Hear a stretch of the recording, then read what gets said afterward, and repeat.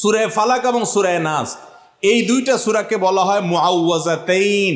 মুআউযাতাইন মানে হলো যেই দুইটা সূরা দিয়ে আল্লাহর কাছে আশ্রয় চাওয়া হয়, আল্লাহর কাছে অ্যাপ্লিকেশন, বিপদে আপদে অসুখে বিসুখে মুসিবতে আল্লাহর কাছে মহান রবের কাছে আশ্রয় চাওয়ার সূরা হলো এই দুইটা সূরা। এই জন্য এগুলোকে বলা হয় মুআউযাতাইন। মুআউযাতাইন শব্দের অর্থই হলো আল্লাহর কাছে যে সূরা দিয়ে আশ্রয় চাওয়া হয়, সেটা হলো সূরা ফালাক আর সূরা নাস।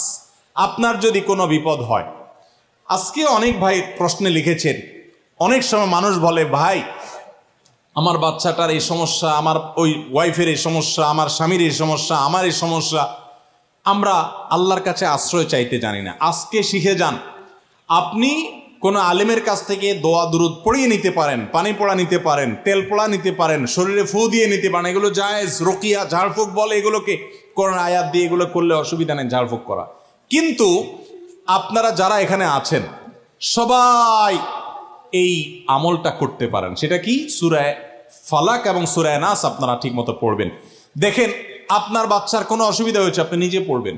কোনো হুজুরে দিয়ে করাতে পারলে ভালো। রাত 10টা বাজে বাচ্চা হঠাৎ কান্নাকাটি শুরু করছে, অস্বাভাবিক, আপনার কাছে মনে হচ্ছে অস্বাভাবিক কিছু, তো আপনি সূরা ইখলাস, সূরা ফালাক, সূরা নাস 3 বার পড়ে বাচ্চাকে ফু দেন। যদি আল্লাহর প্রতি ইয়াকিন থাকে আপনার, আল্লাহর শপথ করে বলছি, আমি নিজে আমার জীবনে বহুবার এই 3 সূরা পড়ে তৎক্ষণাৎ একেবারে পড়ার সাথে সাথে আমি কার্যকরিতা আমার চোখে বহুবার দেখেছি, আলহামদুলিল্লাহ। অতএব আপনি যদি ইয়াকিনের সাথে সূরা ফালাক, সূরা নাস, বিশেষ করে এই দুইটা সূরা আর সূরা ইখলাস সহ পড়তে পারলে আরো ভালো, 3টা সূরা যদি আপনি পড়ে বাচ্চাকে ফু দেন, নিজের শরীরে ফু দেন। নবী করিম সাল্লাল্লাহু আলাইহি সাল্লাম সূরা ফালাক, সূরা নাস এই 2টা সূরা পড়ে নিজের শরীরে প্রায় ফু দিতেন, আমাদের আয়েশা তারা বর্ণনা করেছেন। এই জন্য এই 2টা সূরা আমাদের পড়া উচিত। সেই সাথে নবী সাল্লাল্লাহু আলাইহি সাল্লাম এক সাহাবীকে বলেছেন, তুমি কি জানো আজকে রাতে যে 2টা সূরা আমার প্রতি নাজিল হয়েছে, যে আয়াতগুলো নাজিল হয়েছে, এইরকম আয়াত কোরআনে আরেকটা নাজিল হয় নাই। গোটা কোরআনে অন্য কোন সূরা, অন্য কোন আয়াত এরকম না, এগুলোর সমকক্ষ না। এরকম বিশেষ ফজিলতপূর্ণ আয়াতগুলো অর্থাৎ সূরা ফালাক, সূরা নাস আজকে রাত্রে নাজিল হয়েছে, নবী সাল্লাল্লাহু আলাইহি ওয়াসাল্লাম এক সাহাবীকে বলেছেন। এবং নবী সাল্লাল্লাহু আলাইহি ওয়াসাল্লাম মাঝে মধ্যে এই সূরাগুলো দিয়ে ইমামতি করতেন, নামাজে পাঠ করতেন। আমাদের আয়েশা বলেছেন তিনি এগুলো পড়ে নিজের প্রতি নিজে ফু দিতেন, নিজেকে রক্ষা করার চেষ্টা করতেন। এই 2টা সূরা নাজিল হওয়ার যে প্রেক্ষাপট, সেই ঘটনা শুনলে আমাদের ঈমান আরো বেড়ে যাবে ইনশাআল্লাহ। প্রিয় নবী সাল্লাল্লাহু আলাইহি ওয়াসাল্লাম একবার অসুস্থ হয়ে পড়েছেন এবং অসুস্থতাটা এত মারাত্মক ছিল যে আমাদের আয়েশা রাদিয়াল্লাহু তাআলা বলেছেন অনেক কাজ তিনি করেন নাই, অথচ তিনি বলতেন তিনি করেছেন, মানে তার মনে হতো তিনি করেছেন। আবার অনেক কাজ তিনি করেছেন তিনি ভুলে যেতেন, মানে এরকম একটা অবস্থা তার তৈরি হয়েছে যে স্বাভাবিক না অস্বাভাবিক, আমাদের অনেকের হয়। তখন প্রিয় নবী সাল্লাল্লাহু আলাইহি ওয়াসাল্লাম বিভিন্ন তখনকার যে চিকিৎসক ছিল তাদের সহযোগিতা নিয়েছেন, বিভিন্ন ট্রিটমেন্ট করেছেন, কিন্তু কোনোভাবে কোনো কাজ হচ্ছিল না। আল্লাহ রাব্বুল আলামিন তার নবী সাল্লাল্লাহু আলাইহি সাল্লামের চিকিৎসার জন্য 2জন ফেরেশতা পাঠিয়েছেন। তাদের একজন ফেরেশতা নবী সাল্লাল্লাহু আলাইহি সাল্লাম স্বপ্নে দেখছেন যে একজন ফেরেশতা তার মাথার কাছে এসে দাঁড়িয়েছে নবী সাল্লাল্লাহু আলাইহি সাল্লামের, আরেকজন ফেরেশতা নবী করিম সাল্লাল্লাহু আলাইহি সাল্লামের পায়ের কাছে এসে দাঁড়িয়েছেন। মাথার কাছে যে ফেরেশতা দাঁড়িয়েছেন ওই ফেরেশতা পায়ের কাছে থাকা ফেরেশতাকে জিজ্ঞাসা করছিলেন যে এই লোকটার কি হয়েছে, অর্থাৎ নবী সাল্লাল্লাহু আলাইহি সাল্লামের কি হয়েছে। তখন পায়ের কাছে থাকা ফেরেশতা, খুব মনোযোগ সহকারে শুনেন, পায়ের কাছে যে ফেরেশতা দাঁড়ায় ছিলেন উনি বলতেছেন ওনাকে, অর্থাৎ আমাদের নবী সাল্লাল্লাহু আলাইহি ওয়াসাল্লামের কথা বলছেন, ওনাকে জাদু করেছে। পায়ের কাছে থাকা ফেরেশতা এটা বলার পর মাথার কাছে থাকা ফেরেশতা আবার জিজ্ঞাসা করলেন কে জাদু করেছে। পায়ের কাছে থাকা ফেরেশতা তার নামও বলেছে, লাবিদ ইবনে আসাম নামে এক ইহুদি, উপর দিয়া মুনাফিক মুসলমান সাজছে, আসলে সে ইহুদি, সে জাদু করছে নবী সাল্লাল্লাহু আলাইহি ওয়াসাল্লাম।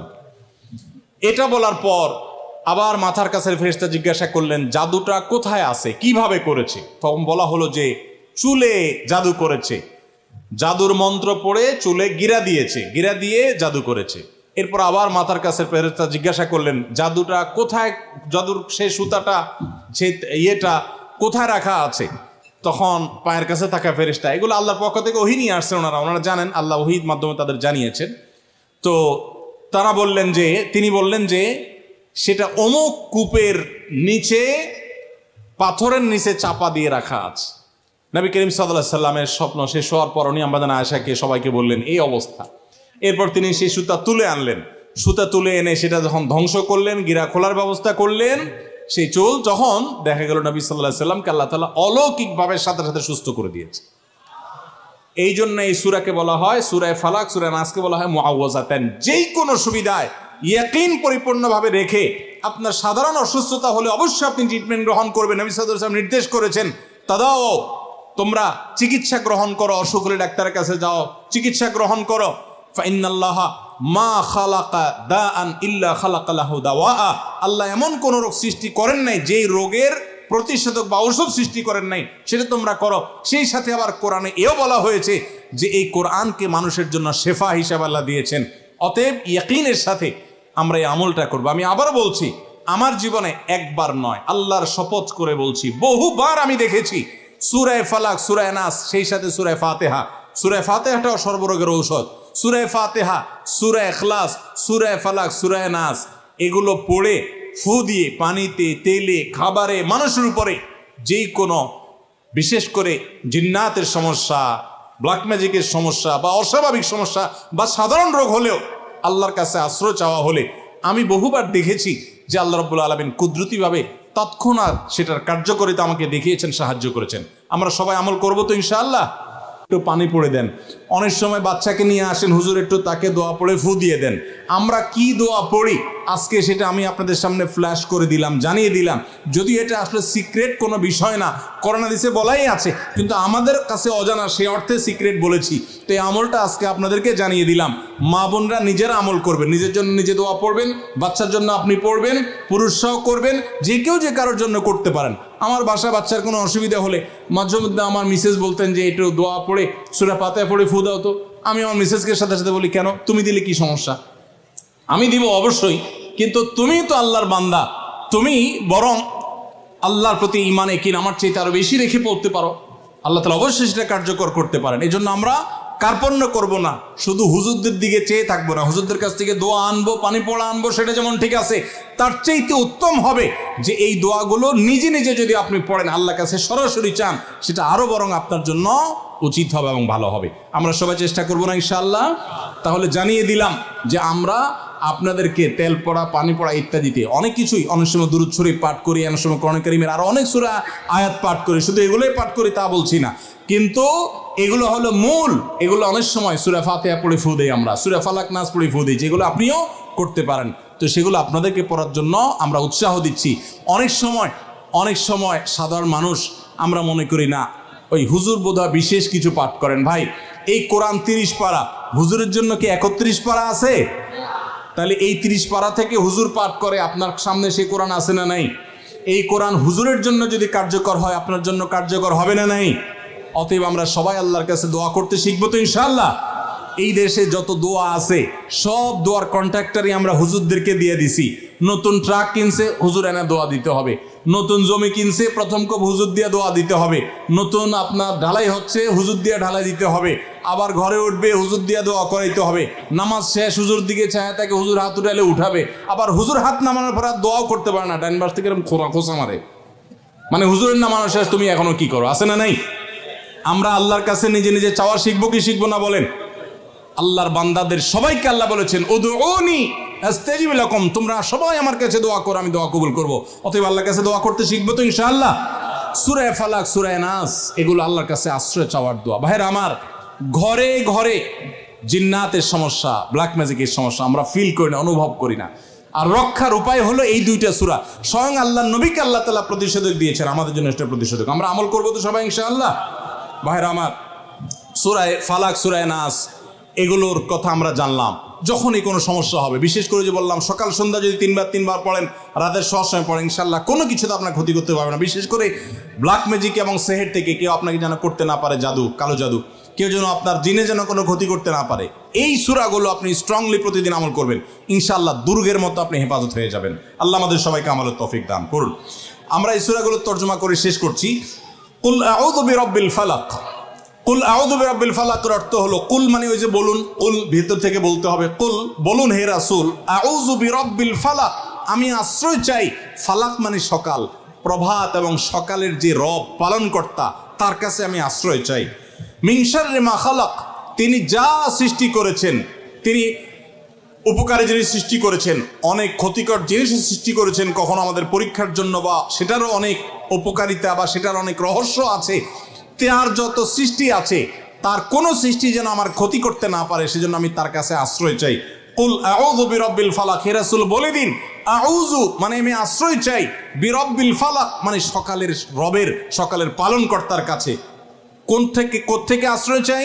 মিন শাররি মা খালাক, আল্লাহ যা সৃষ্টি করেছেন তার সৃষ্টির কোনো কিছু, আল্লাহ সাপ সৃষ্টি করেছেন, আল্লাহ জিন সৃষ্টি করেছেন, আল্লাহ যা সৃষ্টি করেছেন শত্রু আল্লাহর সৃষ্টি, আল্লাহর কোনো সৃষ্টি যেন আমার ক্ষতি করতে না পারে, সেজন্য আমি আল্লাহর কাছে পানা চাই, আল্লাহর কাছে আশ্রয় চাইলেন। কেন যেন দিনের শুরুতে, কেমন যেন দিনের শুরুতে আল্লাহর কাছে অ্যাপ্লিকেশন করে আপনি ইন্স্যুরেন্স করে নিয়েছেন, আবার সন্ধ্যায় রাতের শুরুতে আল্লাহর কাছে অ্যাপ্লিকেশন করে ইন্স্যুরেন্স করে নিয়েছেন নিরাপত্তার জন্য। অমিন শাররি গাসিকিন ইযা ওয়াকাব, গাসিক মানে হলো গভীর রাতে যে ক্ষতি আসে সেটা। অমিন শাররি গাসিকিন, এবং গভীর রাতের যে ক্ষতি আসে সেগুলো থেকে আমি আল্লাহর আশ্রয় চাই। অমিন শাররিন নাফাসাতি ফিল উকাদ, এবং যারা গিরায় ফুৎকার দেয়, জাদুকর, এদের ক্ষতি থেকে আমি আল্লাহর কাছে আশ্রয় চাই। জাদুকররা সাধারণত বিভিন্নভাবে জাদু করে, এর মধ্যে বিভিন্ন কালো তাগি দেখবেন, কালো বিভিন্ন রকমের সুতা দেখবেন, এগুলাতে বিভিন্ন মন্ত্র পড়ে পড়ে শয়তানের কাছে আশ্রয় চেয়ে চেয়ে তারা গিরা দেয়, ফু দিয়ে, এগুলো মানুষকে ক্ষতি করে, আর বিভিন্নভাবে এরকম করে তারা। তো সেগুলা থেকে, জাদুকরদের সেই ক্ষতিকর জাদুর প্রভাব থেকে আল্লাহর কাছে পানা চাই। অমিন শাররি হাসিদিন ইযা হাসাদ, আর মানুষ যখন হিংসা করে, আমাদেরকে হিংসা করে না নাই? কি বলেন, আপনাদের হিংসুক আছে না নাই? আপনার ভালো দেখতে পারে না এরকম বহু লোক আছে না? এই হিংসুক হিংসা করলে অনেক সময় বদনজর লাগে, বদনজর, এটাকে বলে বদনজর। আপনার ভালো কিছু হতে আরেকজনের জ্বালা পড়া শুরু হয়েছে, এর কারণে অনেক সময় মানুষ ক্ষতিগ্রস্ত হয়, এটাকে বদনজর বলা হয়। এই বদনজর থেকে, হিংসুকের হিংসা থেকে আমি ওই যে সকালের রবের কাছে শপথ করছি।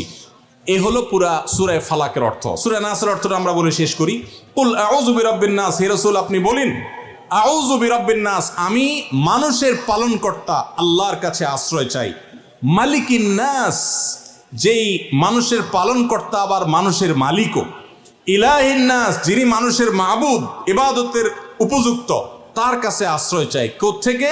মিন শাররিল ওয়াসওয়াসিল খান্নাস, যে শয়তান মানুষকে ভেতরে ভেতরে তার মনের ভিতরে খারাপটার কুমন্ত্রণা দেয়, খারাপ কাজ করতে তাকে প্ররোচিত করে, ভালো কাজ করতে দেয় না, এই শয়তানের কুমন্ত্রণা থেকে সেই মানুষের রবের কাছে আশ্রয় চাই। আল্লাযী ইউওয়াসওয়িসু ফী সুদুরিন নাস, যেই খান্নাস, যে শয়তান মানুষের অন্তরের মধ্যে ওয়াসওয়াসা দেয়, কুমন্ত্রণা দেয়। আমাদের মনের ভিতরে খারাপ চিন্তা বেশি আসে না ভালো চিন্তা বেশি আসে? কি বলেন, খারাপ চিন্তা বেশি আসে আপনাদের মনে, না ভালো চিন্তা? ভালো চিন্তা বেশি আসলে তো আল্লাহর ওলি, মাশাআল্লাহ। আপনাদের নামাজ পড়তে আরাম লাগে না গুনাহ করতে আরাম লাগে? এটাই বাস্তবতা। শয়তান আমাদেরকে সেটা আমাদের কাছে সবসময় আকর্ষণীয় করে তোলে। তো এটা থেকে আল্লাহর কাছে পানা চাওয়া হয়েছে। মিনাল জিন্নাতি ওয়ান নাস, শয়তান দুই প্রকার। শয়তান ক প্রকার ভাই? একটা হলো জিন শয়তান, যেটা আমরা দেখি না, আমাদের শরীরের রক্তের সাথে মিশে যেতে পারে। ইয়াজরি আহাদাকুম মাজরাদ দাম, নবী সাল্লাল্লাহু আলাইহি ওয়াসাল্লাম বলেছেন, শয়তান তোমাদের রগে রগে, তোমাদের শিরা উপশিরার সাথে মিশে তোমাদের শরীরে মনের ভিতরে প্রভাব সৃষ্টি করে। এটা থেকে আল্লাহর কাছে পানা চাইতে বলা হয়েছে। ওয়ান নাস, আর মানুষ শয়তানও আছে। জিন শয়তান যে কাজ করে, অনেক বন্ধু আছে দেখবেন আপনারে কুবুদ্ধি দেয়। যত লোক বিড়ি সিগারেট খাওয়া ধরছেন, এরা মায়ের পেট থেকে বিড়ি হাতে নিয়ে আসছেন দুনিয়াতে? কি বলেন? যারা মদ খাওয়ার বদভ্যাস হয়েছে, এই হারাম কাজটা যারা করে, তারা কি মায়ের পেট থেকে মদের বোতল নিয়ে আসছে? তারা এগুলা কোত্থেকে শিখছে? 100% মানুষ কোনো না কোনো মানুষ শয়তান থেকে শিখছে। ঠিক না বে ঠিক? মানুষ সবসময় খারাপ হয় অসৎ সঙ্গের কারণে। এই জন্য বাংলা যে কথা আছে, সৎসঙ্গে স্বর্গে বাস, অসৎ সঙ্গে সর্বনাশ, এটা কোরআন হাদিসেরই কথা। এই কথা সঠিক কথা। এই জন্য ভাইরা আমার, আপনি জীবনে যেই বন্ধু দেখবেন আপনাকে খারাপ কাজের কথা বলে, আরে কি হবে, চল সিনেমা দেখে আসে, আরে বাদ দে তোর এই সমস্ত, এরকম কিছু বন্ধু আছে না? সাথে সাথে ওই বন্ধুকে 3 তালাক দিবেন। কয় তালাক? আবার বউরে তালাক দিবেন না, খবরদার। ওই বন্ধুকে আপনি ছেড়ে তার কাছ থেকে দূরে চলে যাবেন, কারণ এটা জিন শয়তান না, মানুষ শয়তান, এটা মানুষরূপী শয়তান। এই জন্য এই সূরাতে কোরআন কারীমের শেষ আয়াতে আল্লাহ তাআলা বলেছেন, জিন শয়তান মানুষ শয়তান উভয় থেকে তুমি আল্লাহর কাছে পানা চাও। আল্লাহর কাছে আমরা সেটা পানা চাইবো। তাহলে সূরা ফালাকের মধ্যে দেখেছি যত প্রকার ক্ষয়ক্ষতি আছে সেগুলো থেকে আমরা পানা চেয়েছি, বিশেষ করে অদৃশ্য ক্ষয়ক্ষতি। আর সূরা নাসের মধ্যে আমরা দেখেছি শয়তান যে আমাদেরকে কুমন্ত্রণা দেয়, সেখান থেকে আল্লাহ আমাদেরকে পানা চাইতে বলেছেন। গোটা কোরআনের 30 পারা মধ্যে সবগুলো সূরার মধ্যে একেবারে শেষের সূরার শেষের অংশে এসে আল্লাহ তাআলা একদম কোরআনকে ফিনিশ করছেন কি দিয়ে দেখেন, শয়তান থেকে পানা চাওয়া নিয়ে। এই শয়তান সম্পর্কে আমাদের কোনো ধারণাই নেই। শয়তান সম্পর্কে একদিন 1 ঘন্টা আলোচনা করতে হবে। পরবর্তীতে আল্লাহ কখনো তৌফিক দিলে যদি সুযোগ পাই শুধু শয়তান সম্পর্কিত আয়াতের ব্যাখ্যা যাব, কারণ শয়তান সম্পর্কে আমরা বেশিরভাগ মানুষ জানি না। অনেকে আমরা দুধ কলা দিয়ে যেরকম মানুষ সাপ পোষে, অনেকে আমরা শয়তানরে সেরকম হৃষ্টপুষ্ট করে নিজের কাছে রাখি। আপনার অনেক খারাপ বন্ধু আছে, তারপর আপনি তারে বন্ধু বানায় রাখছেন, তার মানে মানুষ শয়তানকে আপনি দুধ কলা দিয়ে পুষতেছেন। আপনার জাহান্নামে যাওয়ার কারণ হবে, দুনিয়া ধ্বংসের কারণ হবে, আপনি মাদক আসক্ত হবেন, আপনি যৌতুকে যাবেন, আপনি মানুষ খুনে যেতে পারেন, খারাপ পথে যেতে পারেন। এই সব কিছু মানুষ খারাপ সঙ্গের কারণে হয়ে থাকে। আল্লাহ তাআলা আমাদের সকল খারাপ সঙ্গকে দূরে রেখে ভালো মানুষদের সাথে থাকার তৌফিক দান করুন। ভাইরা আমার, তাহলে আমরা সূরা ইখলাস, সূরা ফালাক এবং সূরা নাস তিনটা সূরার অর্থ জানলাম, এগুলোর সংক্ষিপ্ত ব্যাখ্যা জানলাম, এগুলো কোন প্রেক্ষাপটে নাজিল হয়েছে সেটাও জানলাম, এবং এই সূরাগুলোর বিশেষ করে আপনার সকাল সন্ধ্যায় এবং রাতে শোয়ার আগে এবং 5 ওয়াক্ত নামাজের পরে পাঠ করতে হয়। সেটা করলে আমাদের সেফটির ব্যাপারটা এখানে চলে আসে, নিরাপদ আমরা হয়ে যাব, আমরা সেফ হয়ে যাব, আল্লাহর নিরাপত্তা চলে আসবো, সেটাও আমরা জানলাম। আজকের এই মাহফিল থেকে এই সূরাগুলোর অর্থ বুঝে নামাজের মধ্যে পড়া এবং এটা যেখানে যেখানে পাঠ করা দরকার সেখানে পাঠ করা, এই সূরাগুলোর যে মর্ম আছে সেটাকে বিশ্বাস করা, উপলব্ধি করা, আমল করা, এই কাজগুলো যারা করবেন, নিয়ত করছেন, আজ থেকে পড়বেন, নিয়মিত নিয়ত করছেন, তারা একটু হাত তুলে দেখান। আল্লাহ আমাদের সবার হাতগুলোকে আপনি কবুল আর মঞ্জুর করে নেন। আল্লাহ আমাদের সবাইকে আপনি আমল করার তৌফিক দান করেন। মাবুদ, এখানে যেরকম একত্র করেছেন জান্নাতুল ফিরদাউসে এইভাবে একত্র করার তৌফিক দান করেন। জাযাকুমুল্লাহু খায়রা ওয়া আখিরু দাওয়ানা আনিল হামদুলিল্লাহি রাব্বিল আলামিন। প্রশ্নোত্তর কি